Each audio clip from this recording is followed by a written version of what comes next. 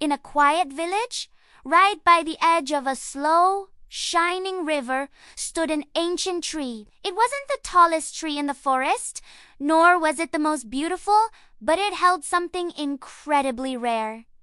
It held a secret. The children of the village, with their wide eyes and hopeful hearts, believed that this tree could whisper, not in a way you could hear with your ears, but softly, deep inside your heart. Whenever a child felt sad, or afraid, or completely lost, they knew where to go. They would find their way to the ancient tree and sit beneath its wide, welcoming branches. Almost immediately, the leaves would begin to gently rustle and move, even when the air was perfectly still. A warm, comforting feeling would fill the space around them like a gentle hug from the universe itself. And then, the whispers would come. The tree would share truths that no one else ever seemed to say out loud. Simple, powerful messages like, failure is not the end of your story. Fear does not define who you are.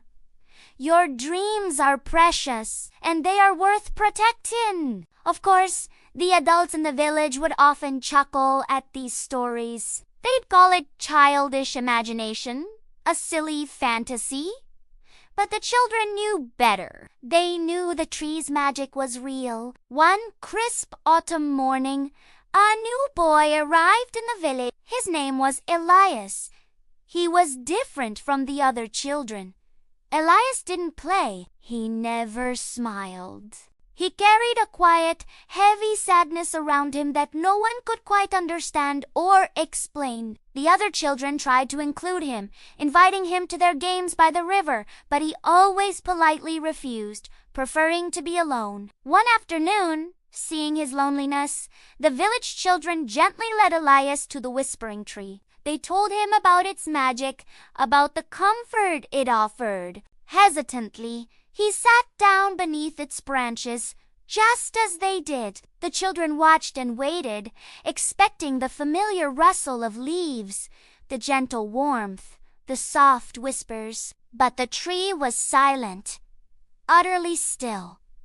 There were no moving leaves, no wave of comforting warmth, no whispers, nothing.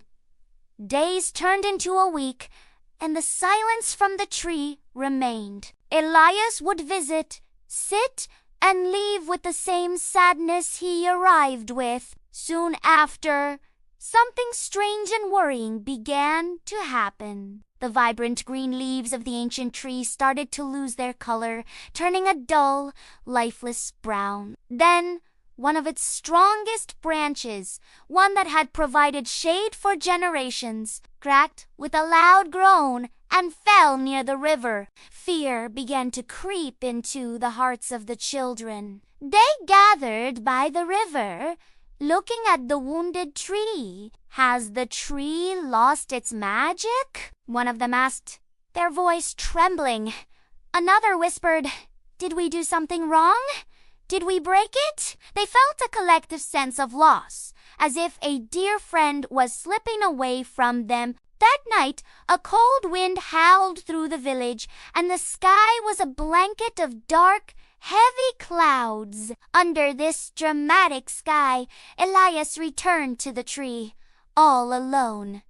No one saw him go. With tears finally streaming down his cheeks, breaking through the wall he had built around himself, he whispered to the silent trunk, I was waiting for you. I was waiting for you to tell me that I'm not a failure, that losing one game doesn't mean I'm broken forever. The ground felt still. The wind paused. For a moment, there was nothing but the sound of his own quiet sobs, and then the leaves trembled. Not just a few, but all of them, all at once, in a great, collective sigh. At last, the tree whispered, but its message was not what Elias or anyone expected. It said, I was never silent. I was waiting for you to speak. In that profound moment, everything changed. A wave of understanding washed over Elias, and later, over all the children as he shared his experience. They finally understood the true secret of the whispering tree. The tree didn't give them answers.